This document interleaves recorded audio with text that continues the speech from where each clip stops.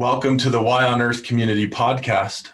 I'm your host, Aaron William Perry, and today we're visiting with Lin Bautze from the Goetheanum in Switzerland. Hi, Lin. Hi, everybody. It's great to be with you today. Thanks for having me. Absolutely. So Lin is scientific collaborator and project management at the section for agriculture at the Goetheanum. And the Goetheanum is the global center for Rudolf Steiner's work and for the biodynamic movement. She has extensive experience in research and science related to organic agriculture and climate stabilization strategies. She did her Bachelor of Science at Brandenburgische Technische Universität Cottbus in Germany, and also did her Master's in Science at the Eberswalder University for Sustainable Development. She has published numerous articles and research papers on these topics, including one called Organic Farming, Climate Change Mitigation and Beyond, Reducing the Environmental Impacts of the European Union Agriculture. And so of particular import and interest is that the Goetheanum is hosting its annual Biodynamic conference in just a few weeks' time. And we're going to share some really exciting ways that people from all over can engage and get involved with this wonderful event. And I want to mention too that Lin, before working at the Goetheanum, was doing work at the Research Institute of Organic Agriculture as scientific coordinator for SOLMAC, and that's the strategies for organic and low input farming to mitigate and adapt to climate change, where she was doing research particularly focused on agricultural projects in Germany, Italy, and Sweden. So Lin, it's absolutely wonderful to have this opportunity to visit with you, and I'm so excited to have you share with us the work you all are doing at the Goetheanum and that you're helping lead in the global biodynamic movement. So welcome. Thank you very much. I'm happy to share. Excellent. Well, I'd like to kick it right off by asking you to tell us what is the upcoming conference all about, and why is it of particular importance right now in these times? Yeah. So the upcoming conference will be a climate conference, and the topic will be breathing in the climate crisis. And we're doing this in collaboration with the youth section at the Goetheanum. So we really want to involve the youth in it. And the idea is to really show that climate change and finding solutions for climate change is not a one-dimensional problem, but that we have to tackle it from various dimensions. And in biodynamics, this is really a core issue because you look at agriculture in a way where you include the social and the environmental perspective and the economic perspective, but you broaden this perspective also by the spiritual dimension and to really include the spirituality as well. And that's why we will look at these different 4 themes and show how they are interconnected. And by this we would like to provide holistic solutions for this problem we are facing. And actually the theme was initiated before Corona, but I think breathing in the climate crisis becomes quite a double-sided dimension at the moment as we are in this pandemic. And and the idea is to be able to breathe again and to really come out of the conference and have solutions for farmers, but also for us as young people, so that we know how we can live in this world and continue to live in this world. It's so wonderful. I am so excited, and I'm really looking forward to participating. And I think the Y on Earth community is going to help host one of the regional events. It'll be pretty small because of COVID, obviously, but there are so many different ways people can engage. Of course, a lot of this will be done online and through video and so on. So I want to be really emphatic in inviting any of our audience who would like to dive deeper and learn more, and also build more community with folks like you, Lin, and your colleagues who are really helping to provide these holistic solutions. And I think that's such an important key in all of this. And to me, it's encouraging. We're seeing more and more integration between economics and environmental and social and even the spiritual dimensions. And it's interesting because in a lot of the scientific work and realm over the last several decades, there's been a lot of exclusion of the spiritual. And I'm curious for you as a scientist in Europe, how does that work when you're interacting with different colleagues working on policy? And obviously not everyone's going to share the same spiritual beliefs, right? Yeah, I mean, I think not everybody is sharing the same beliefs, but one thing that is good is that many scientists work at the same time at this topic as well, and by this the scientific proof is given. And I mean, recently just one of the studies came out that, for example, organic and biodynamic farming is producing much more carbon in the soil because of the root growth of the plants. And these numbers help us on the one hand to argue in this way of farming and say, okay, it's not just spirituality. And even if you don't believe in the spiritual way for yourself, the numbers are scientifically proven to help tackle an important issue that we face globally.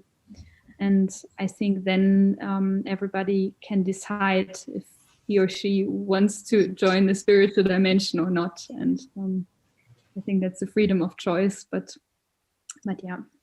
Absolutely. And it's been my experience helping to host and offer biodynamic stir ceremonies with soil activating preparations for communities all around the country, that biodynamics provides a really unique and potent venue and context for people with a variety of spiritual and religious backgrounds to come together in the very grounded, connected practices, working with the water and the preparations in the soil and the plants and the animals. And so it seems to me to provide a unique nexus. And I haven't found anything else that can do that in quite such a powerful way. Yeah.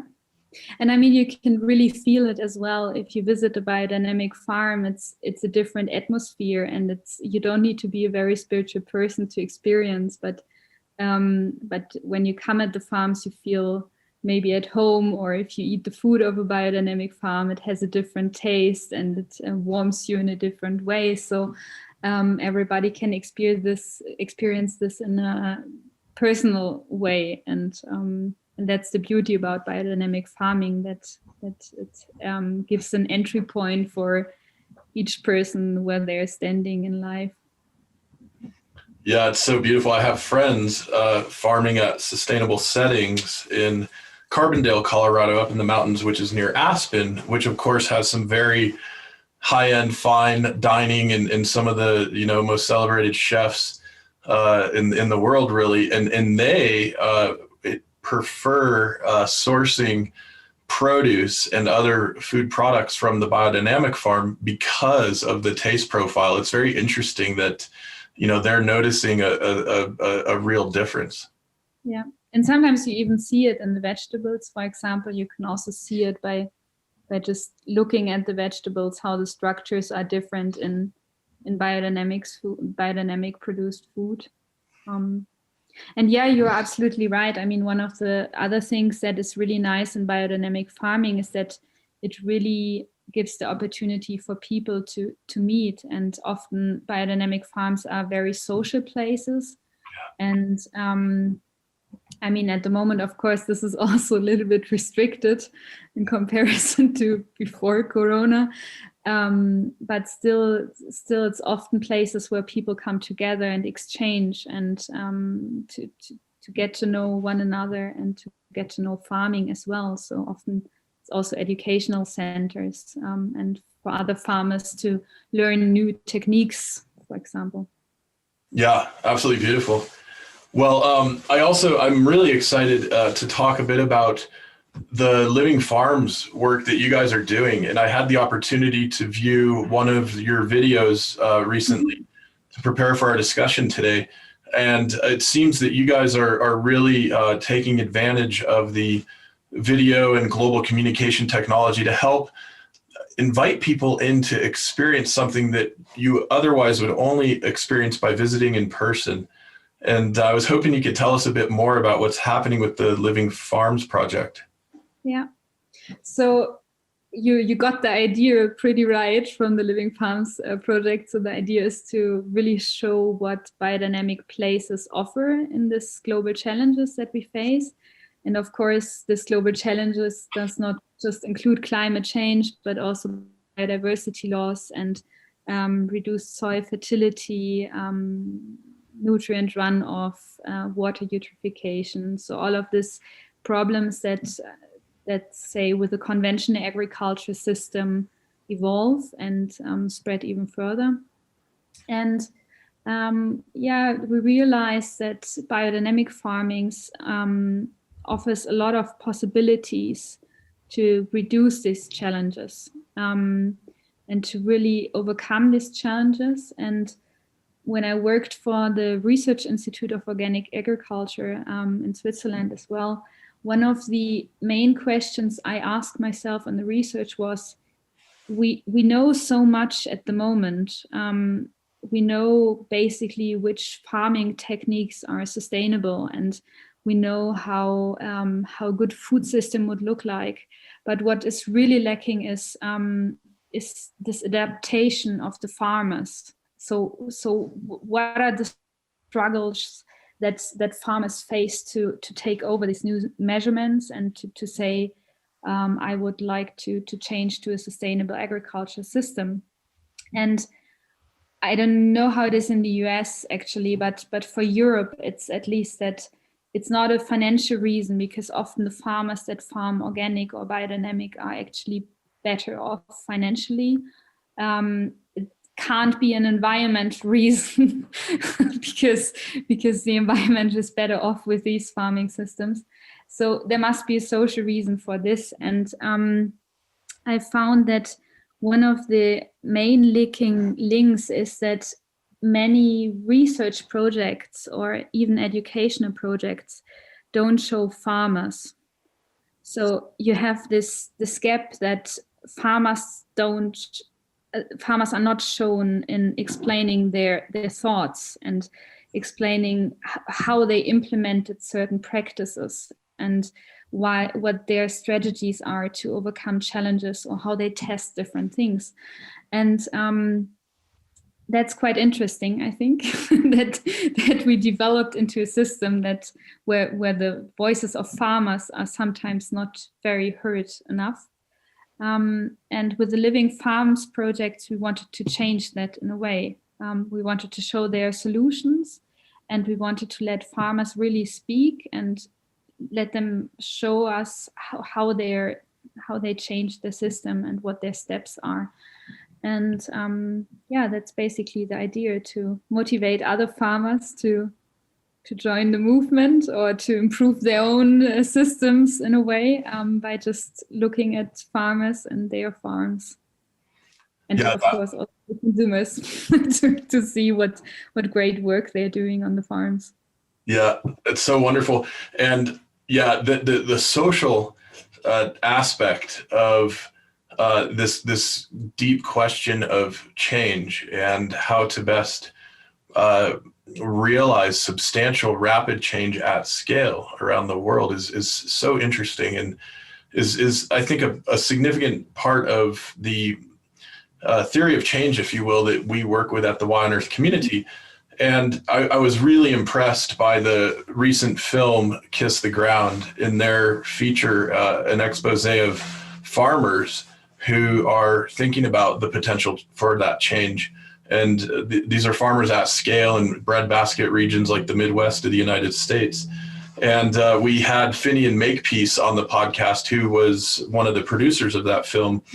And it was really, really well done. And I'm so excited that with your work, you've got a global scope. And I'm curious, with the Living Farms project, can you give us an idea of where some of these participating farms are located? How many so far, are you in this network and are featured in these videos that are being created? Yeah. So we started with a pilot in Switzerland, at the Goetheanum, actually, at the garden of the Goetheanum, because at the Goetheanum there's also a gardening, how do you say that? A gardener, like horticulture, production. Yeah. And so we started on the ground, basically. And then we portrayed one community farm in Germany, which is based off 6 families that farm together in a very interesting way. Then we have portrayed 2 farms in Kenya. So one farm, which is a school, actually, where they have a school garden, and they really educate the biodynamic farmers also in Kenya. And one farm where they have 5,000 smallholder farmers to produce together macadamia nuts. So they have each of the farmers has about 1 hectare of land, and they produce this under one label. And then we visited this year, but the movies are not out yet.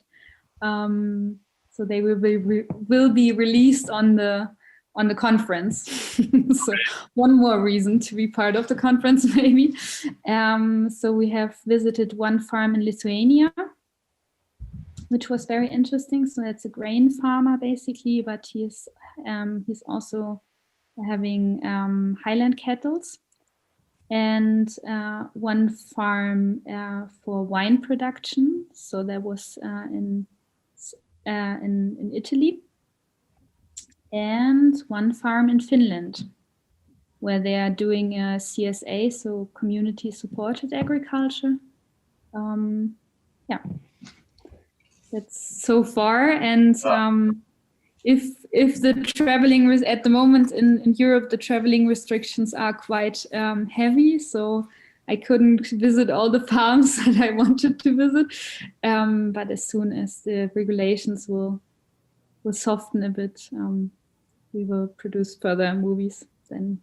Beautiful. I'm excited because I'm thinking of a few farms here in Colorado and elsewhere in the United States that might be excited to share a video this way as well. So I'm happy to help make some connections if that's helpful. Yeah, it's nice. Yeah. The macadamia farm, is that, so are all those different, you got 5,000 smallholders, are they all practicing biodynamics? Not all of them. So they started from the beginning with organic farming, and now they're shifting towards biodynamics. So in January, it was about 100 farmers that practice now already biodynamics, and they are also getting a Demeter certification, I think last year. So we are in January, so last year. Yeah.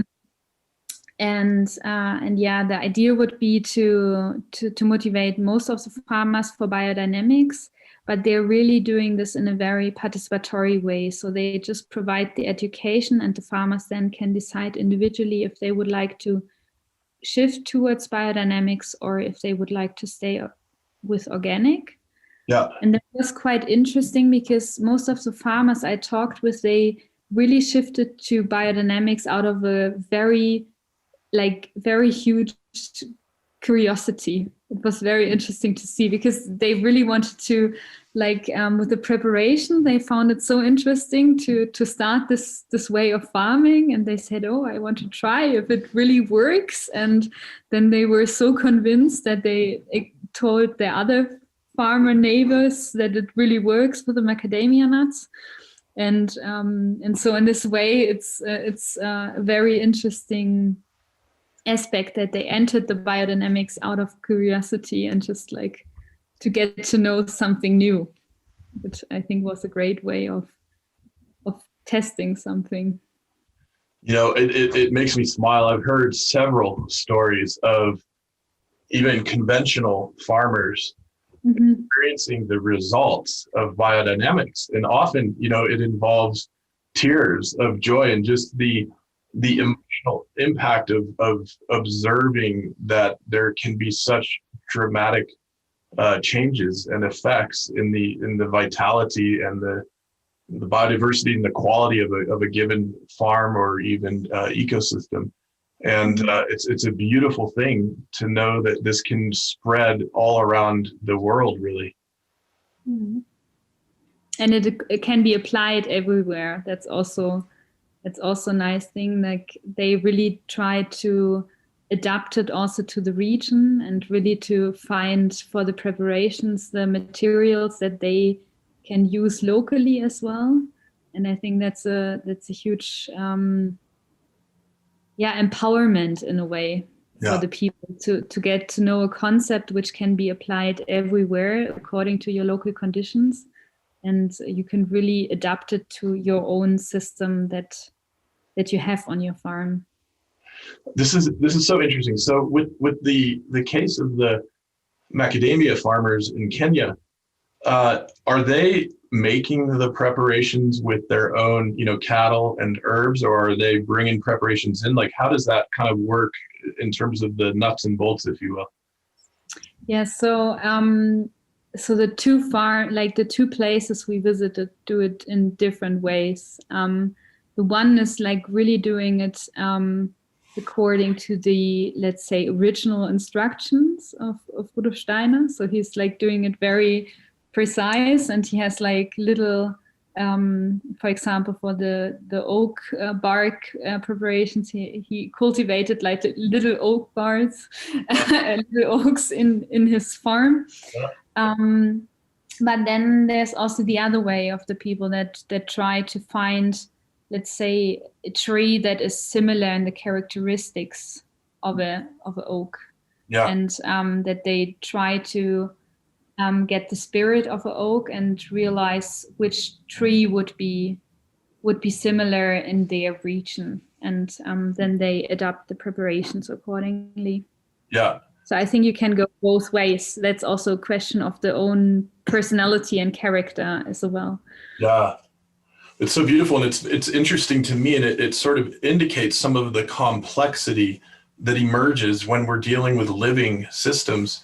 And I'm curious about the Demeter certification, right? And as we're seeing more and more biodynamic products coming into the market, it's great, right? Because that's one of the ways we as consumers can support the movement by buying those food and beverage products and clothing products. So how is that being handled in terms of, you know, Demeter, verifying and ensuring certain practices are happening, but also allowing for those local, you know, adaptations and variations?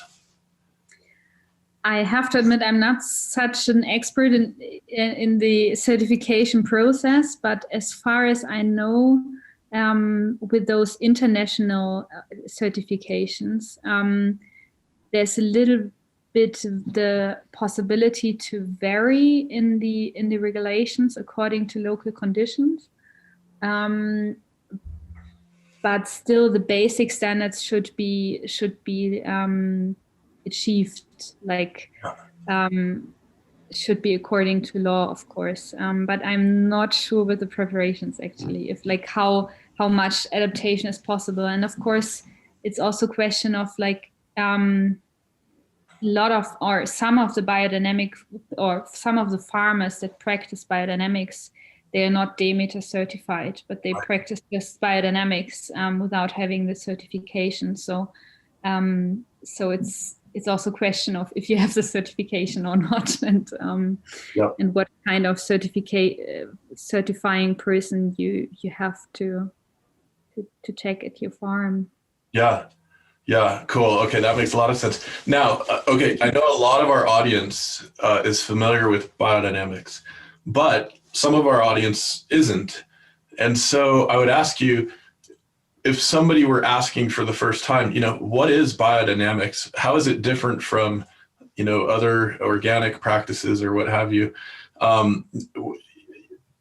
What is your response, and how do you convey somewhat succinctly all of these really interesting, detailed elements that go into the biodynamic practice and experience? Not an easy question because the biodynamics is quite complex in a way. And I think it also depends who you ask what biodynamics is. For me personally, I think what resonates most is the idea of Rudolf Steiner to farm in a way of a farm organism, and that you have an individuality at a farm, and that you create a system where the different elements of a farm, so that can be cows, plants, soil, the atmosphere, the social sphere, that they come together in a way that they are really one, now I'm lacking the English word, like one part in a way, so that they are not separated, but they really intertwine with one another, and that they form this farm organism. And then you have this idea of the farm individuality, that if you have a farm organism and the human comes into the system and cultivates the landscape and the farm, that one individuality evolves out of it. And that is something which can be experienced, as I said at the beginning, in the atmosphere, but also in the taste of the product, and in the smell of a product, or the soils. And of course then, so that's personally for me the main difference, and this individualities show in different characteristics. And from my research, I could say some of the characteristics are quite common in biodynamic farmers. So one I just mentioned with the curiosity, but also with the social aspect, that often biodynamics farms are places where people come together. Then you have like often a very deep love to the soil and to the animal, and that you really, and the plants as well, so this interconnection, that you really want to see the spirit of a plant and the spirit of a soil and the spirit of each animal. And then, of course, we have these other tools, which are the preparations we just mentioned. So that's something which is used in biodynamics and not in organic farming. And then it can also be farmed, for example, to the Maria Thun calendar, which is the moon calendar, which is also included in the biodynamics, and other natural rhythms. So basically, I would say biodynamics is a way to farm where you try to integrate the different parts of a farm into the natural rhythms and needs in a way. Yeah, beautifully put. And I absolutely love how you're able to bring together all of these different elements and dimensions in a relatively, short description. And I wanted to, no pun intended, dig a little deeper on the preparations themselves, right? Because in my experience, this is a very unique aspect of biodynamic farming, where essentially we're creating herbal medicines, if you will, and almost like homeopathic, soil-based alchemical medicines for the land and the soil and the water and the plants and animals. And can you describe for us a little bit, what the preparations are and what that's all about? Yeah, so basically the idea of the preparations is that you have specific plants or materials that you use, and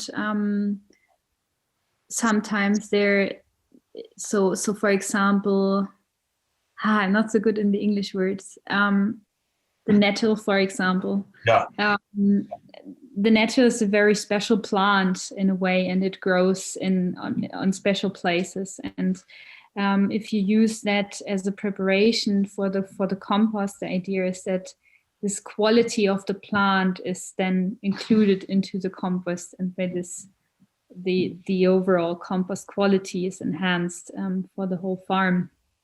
And there we have the different preparations, and they're made made at different timings.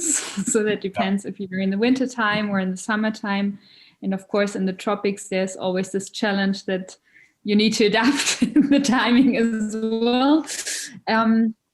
And yeah, it's, as you said, it's a way of a little bit like homeopathy, and to use it all over the farm.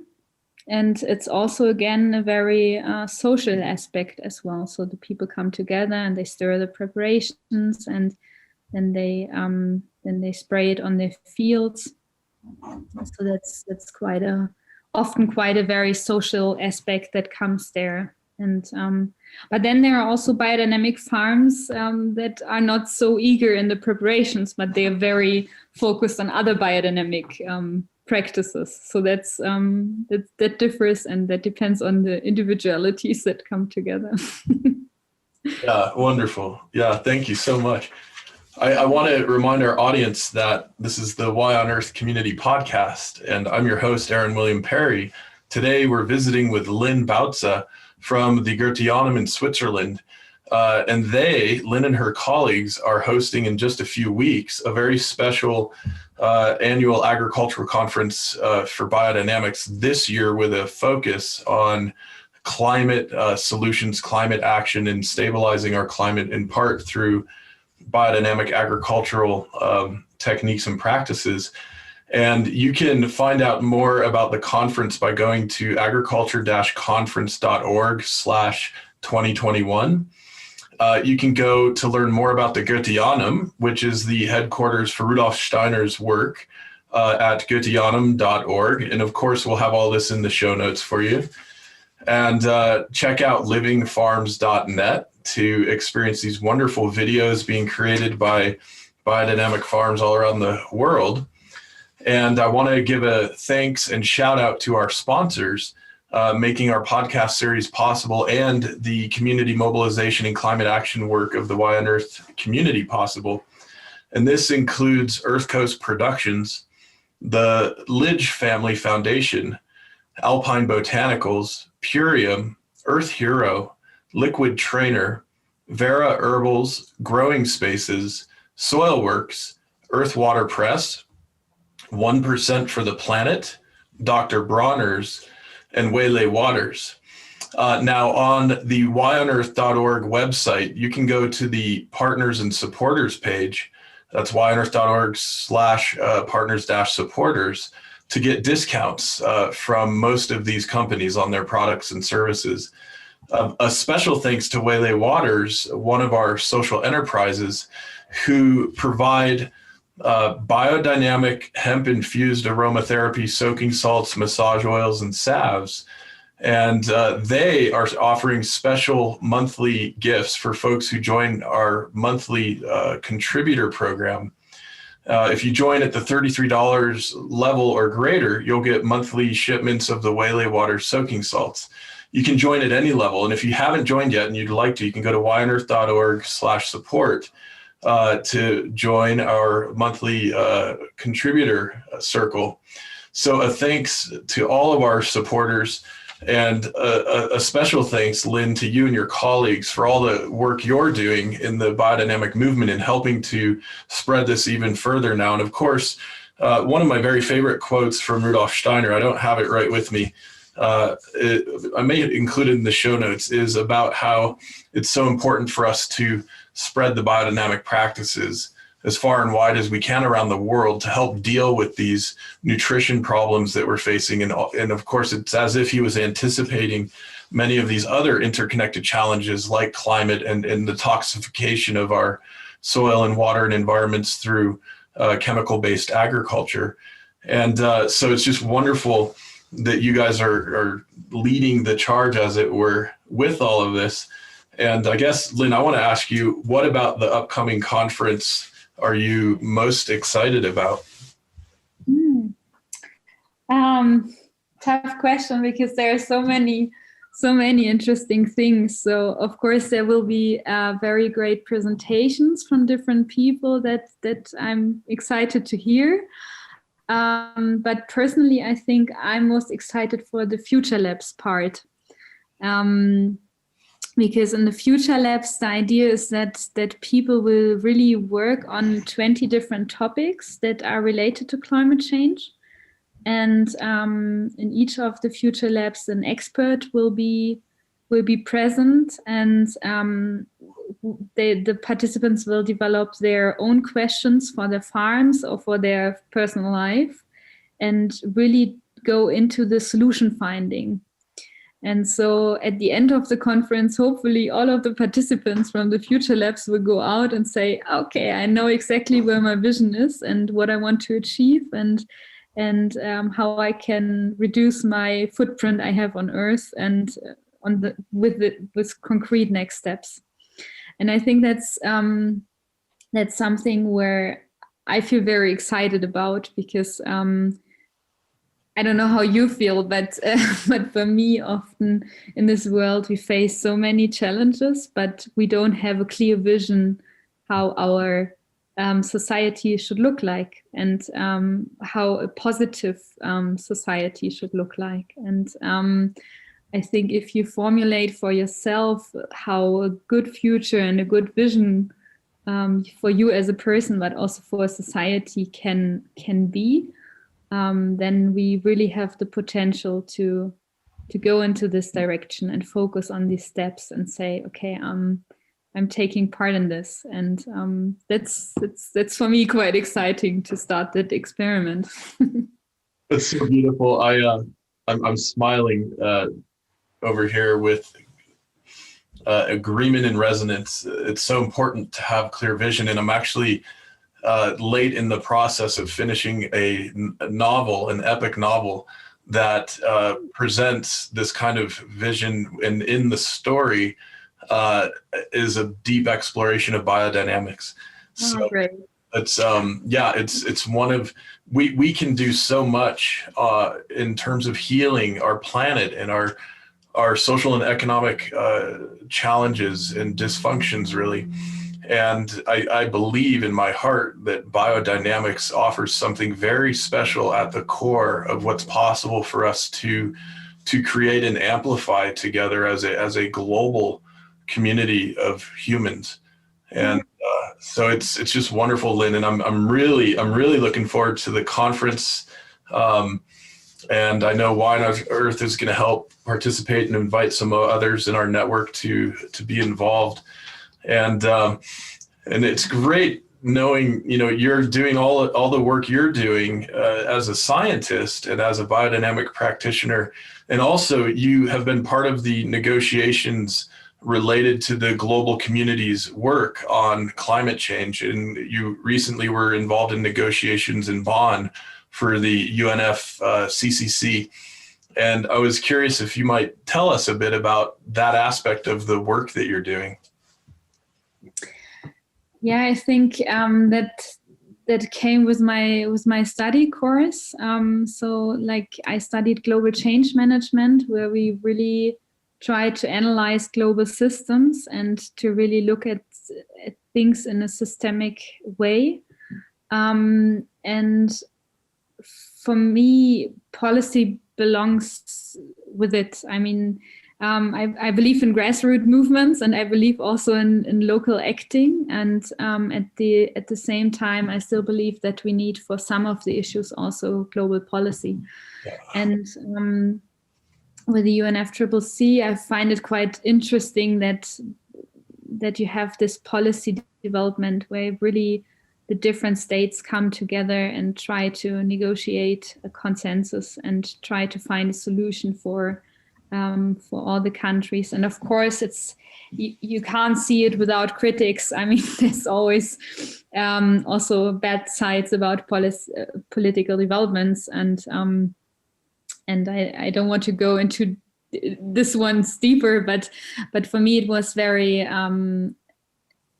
very promising to see that people can come together and discuss things and partly find solutions for things, for challenges. And I mean, that's also something which touches me a little bit now with the Corona situation, because I think it's the first time that we as a global society reacted in a very fast and drastic way to tackle a global issue. And so I think after this pandemic, we can't say that that we are not able anymore to do this. So there will be no excuse to not go into the climate change solution finding. And it's clear that we are capable as humans to do this, and we have the financial resources if we need it. And that's, yeah, that there needs to be steps that need to be done in the future. Yeah, beautiful. Yeah. So I know that you're living in a small village community, rural community in Switzerland, but you grew up in Berlin and had a very sort of urban lifestyle in your youth. And I'm curious, how is it different for you going from a big city like Berlin to a small village? And tell us what you like about it, and maybe also what's sometimes challenging about it. So for the challenges, I have to admit that I sometimes miss the food of Berlin. because I grew up in a very multicultural district, and we had food from all of the different cultures that come together in Berlin, which I sometimes really miss. Yeah. But for the opportunities of living in the rural areas, I mean, I think I never felt so home in a way, because I can connect with the nature more deeply, and I can go 2 minutes and I'm in the forest and can walk for hours in the forest, which is for me personally really great. So whenever I feel a little bit sad, I can go outside. And I also think that it's quite healthy in a way, because the number of people is also restricted. And as you said, we are living in a very small village, so it's 100 people. And Rousseau, the philosopher Rousseau, said, for example, that 100 people is the limit that you can grasp as a person, and where you can empathically think of the others, and that you're capable of having them on your mind. And that's something that I feel, because in the cities sometimes it's very numinous and you're a little bit lost in a way, but here you're much more connected. And I think that's the same when you're living on a farm and working with the people on the farm, that you're more socially grounded and grounded with the nature as well. Yeah. It was a good change to move from Berlin to the rural areas of Switzerland. Yeah. And in addition to all the work you're doing with climate and soil and agriculture and biodynamics and work at the Goetheanum, you're also working as a yoga teacher and working on a music therapy education program. Is that right? Yes. Yeah. Tell us about that. What's going on with those?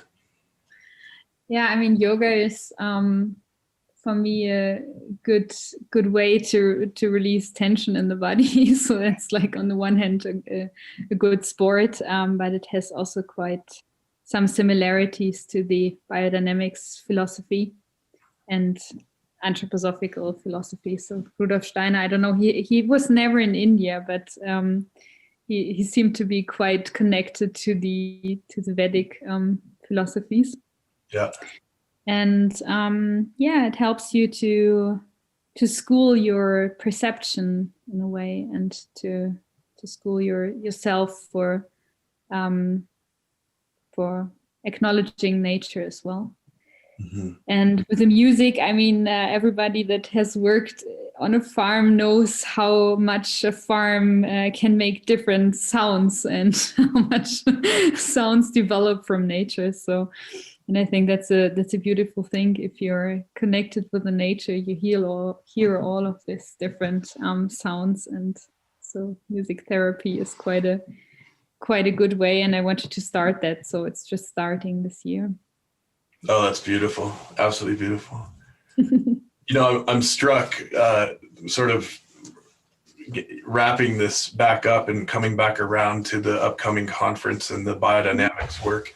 I'm struck that in the soil stewardship handbook that we published a couple of years ago, we share a statistic, a fact that says a 10% increase in soil carbon worldwide is equivalent to sequestering all of the fossil carbon that we've released since the beginning of the Industrial Revolution. And I'm not necessarily putting you on the spot to say whether or not that's true. We can follow up later on the numbers, but it strikes me that our work with the soil in communities around the planet, in particular with the biodynamic tools and techniques, really might just get us to the kind of future and culture that we long for and that we might imagine and envision together. And so it gives me huge hope. And I'm wondering how it feels for you, and in your heart, what is your experience knowing the potential and also knowing the scope of the challenges as a scientist? What is your heart telling you about what biodynamics might be able to help us do? I think I have to give now a scientific answer. I hope that's okay, and I will try to explain it in a way that it's not too scientific. Yeah. So, like, having the idea to solve all of the climate problems solely on with the soil would, for me personally, be a little bit a dangerous vision. Yeah. Because when you look at the soils and see how they work, you come up at a certain time at a maximum of carbon that can be stored in the soil, and after this time, the carbon is recycled again and again and released to the atmosphere again, and then going back. So you at one point you have a saturation point of the soil. However, if you manage your soil in a sustainable way, increasing the carbon, that often comes along with, for example, less machinery use, which has climate change benefit. Mm-hmm. Or you have a good crop rotation, which also comes along with the mitigation potential for climate change. And at the same time, an adaptation potential, because when your soil is better, you can, I'm sure you know this as a farmer, when you have heavy rainfalls, your soil is in a good quality, it will soak up the water, or if you have a drought, it will not dry this fast as maybe the neighboring fields. and so I think organic, or in particular biodynamic practices, come with practices that increase the soil quality, and by this also the mitigation potential, but they offer much more solutions for climate change mitigation and adaptation. Mm-hmm. And that's, I think, the beauty because you can't expect to have, or it would be sad if we do the mistake again to just put one perspective on a farming system. And we need to develop, or for me personally, biodynamics is a system where you tackle several things at the same time. So you reduce the pesticide, herbicide use and synthetic fertilizers, which come with a huge greenhouse gas potential. Yeah. And they need large quantities of energy to be produced. At the same time, you increase the soil carbon. You have smaller animal husbandry, which comes with less methane, for example. Yeah. You have good crop rotations and crops that grow better. You have, again, the social system, that you have more local farming system where the customers buy at the farms, or where smaller farm markets happen, where the customers can buy local food, which comes with reduced emissions of transportation, freezing and storage and all of this. And I think that's a combination which is very fruitful. And that's the power of biodynamics and organic farming in a way. But I wouldn't put it on one, one spot specifically. Absolutely. No, I'm with you 100% on that. In fact, we've got colleagues working in so many sectors, energy, transportation, I mean, across the board, not even in agriculture. And clearly all of these different pieces and solutions are critical.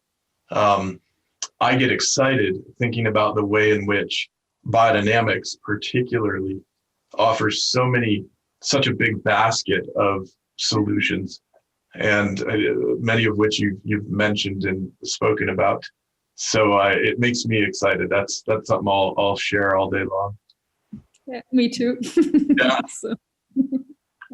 So now, we need to wrap up, Lynn, and I'm so happy we have this opportunity to speak with you. And I have to take the advantage of telling a really, really cheesy joke that I get to share when I encounter German speakers. Yeah. Alles hat ein Ende, nur die Wurst hat's. Very good. And, which maybe you can translate for our audience, but before we conclude for today, Lynn, I want to thank you for taking the time to visit with us. And if there's anything else you'd like to say or share with our audience, please, the floor is yours. Yeah, so I'm also very grateful for the possibility to come here online and to meet you online and your audience as well. And I would just say, be brave and curious, and continue the great work you're doing on your farm, and of your audience as well. And you're welcome to join Switzerland in the conference, and maybe at another time when traveling is possible again. Yeah, beautiful. Well, thank you very much, Lynn. It's really appreciated. Yeah, and the saying was that everything has an end, but only the sausage has two ends, which speaks a lot about our culture, that the sausages have such a big impact. Yes, central in the philosophical constructs, I suppose. Well, thanks so much, Lynn. It's wonderful connecting with you, and look forward to collaborating with you more. Yes. We are too. Thank you very much. The Y on Earth Community Stewardship and Sustainability podcast series is hosted by Aaron William Perry, author, thought leader, and executive consultant. The podcast and video recordings are made possible by the generous support of people like you. To sign up as a daily, weekly, or monthly supporter, please visit yonearth.org/support. Support packages start at just $1 per month. The podcast series is also sponsored by several corporate and organization sponsors. You can get discounts on their products and services using the code YONEARTH, all one word with a Y. These sponsors are listed on the whyonearth.org/support page. If you found this particular podcast episode especially insightful, informative, or inspiring, please pass it on and share it with a friend whom you think will also enjoy it. Thank you for tuning in. Thank you for your support. And thank you for being a part of the Why on Earth community.